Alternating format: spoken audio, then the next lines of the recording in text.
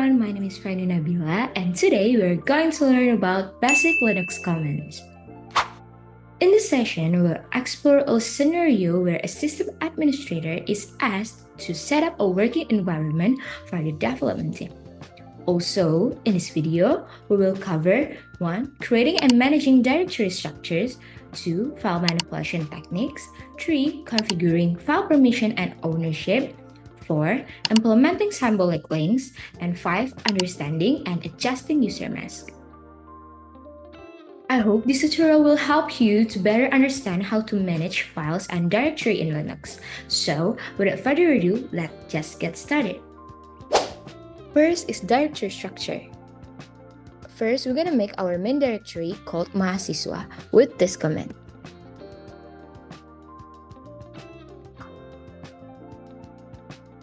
Input your password. So to make change in the directory, we had to change the directory ownership with this command. So after we change the directory ownership so that other user can access it without sudo, next step is we're gonna make a subdirectories inside the mahasiswa directory. To make a subdirectory, we use this command.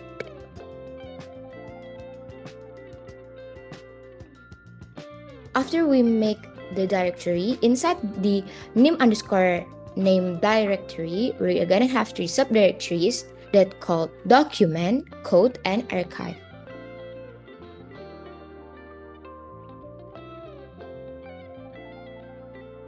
After we make the subdirectory, we can show every directory that we already made in this home mahasiswa with this code.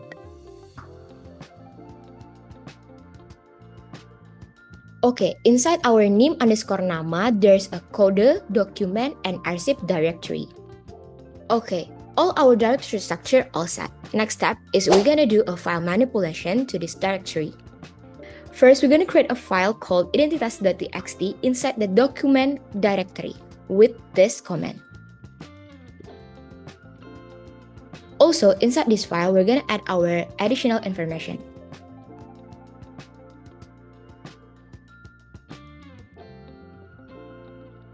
This symbol will show you where we're gonna put this file. We're gonna put this file into a identitas.txt.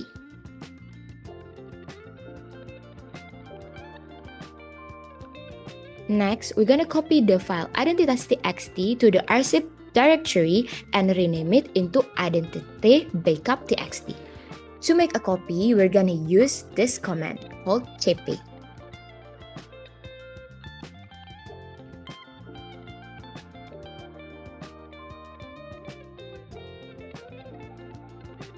Okay, next in this file manipulation, we're gonna move the file called identitas.txt to the code directory.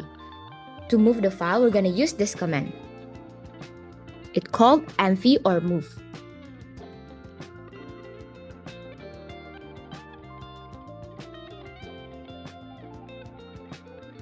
Okay, next we're gonna displaying the file called identitas backup.txt with this command.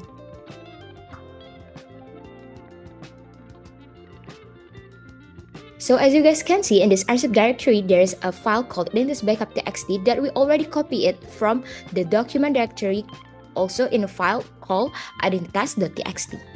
Number 3 is access permissions. First, we're gonna set a permission for identitas_backup.txt so that the file owner can read and write, but the group can only read and the others cannot access it. To make that permission, we're gonna use this command.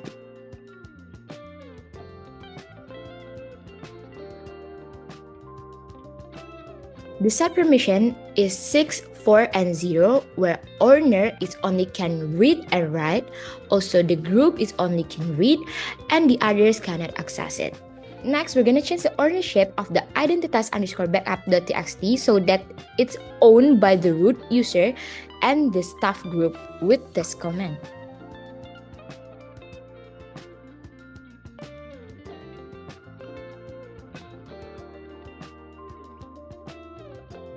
This root and staff is change the file ownership that only can access by the root and the staff. Next, we're gonna display the file permission and the ownership details with this command.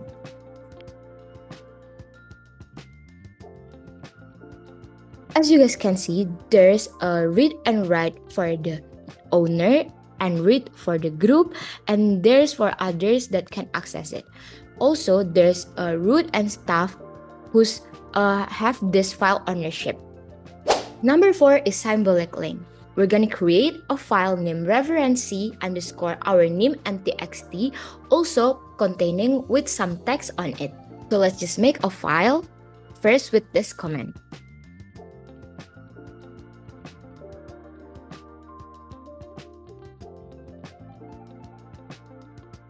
Next, we're going to create a symbolic link to referency underscore name.txt and name it into a shortcut underscore name.txt.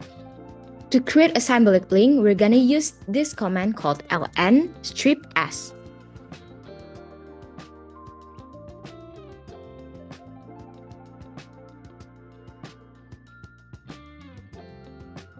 Okay, next we're gonna display the list of the files in the directory along with their attributes to confirm that the link was created.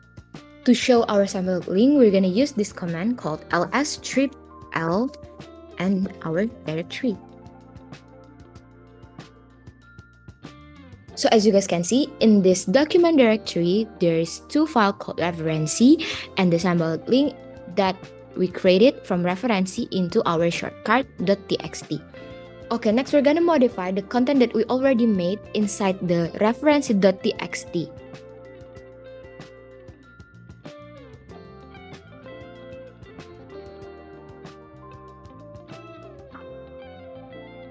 Next, we're gonna display a content from a shortcut underscore name.txt, and we're gonna see if there is a content on it or not. We're gonna display the content with this command.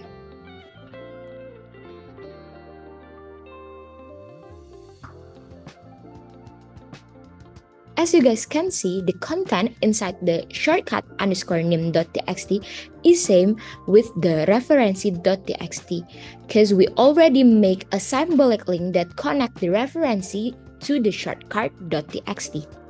5 is user mask. First, we're gonna check the default umask value on our system. To check the default value of the umask, we're gonna use this command called umask.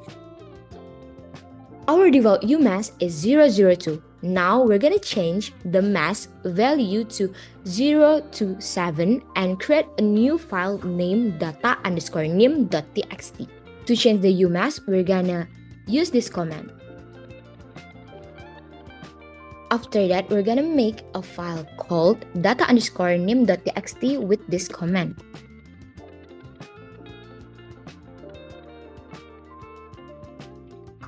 After that, we're gonna display the access permission of the data underscore name.txt after the creation. Okay, so when we change the umask to 027, which means owner no restriction, group can read only, and others is no access, this will affect all new files created after this command. And when we're checking the file permission, the output came with the owner can read and write, the group can read only, and the others is no access. So changing the umask is directly affect the default permission of a newly created files. The image clearly show that umask 027 restricting the file access to only the owner and group. Okay, so through this practical session, we have explored key Linux administration concept, including the directory management, file manipulation, access permission, symbolic links, and user mask.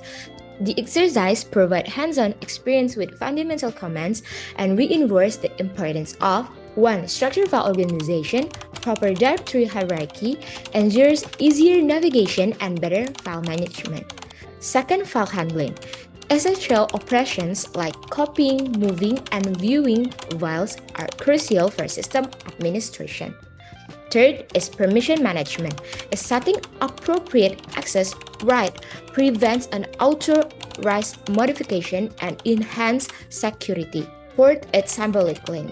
That understanding how links work help in managing references and shared resources efficiently. And 5. user mask setting. Controlling default permission for newly created files add another layer of security. So that's all for the tutorial on basic Linux commands. Thanks for watching and see you in the next video.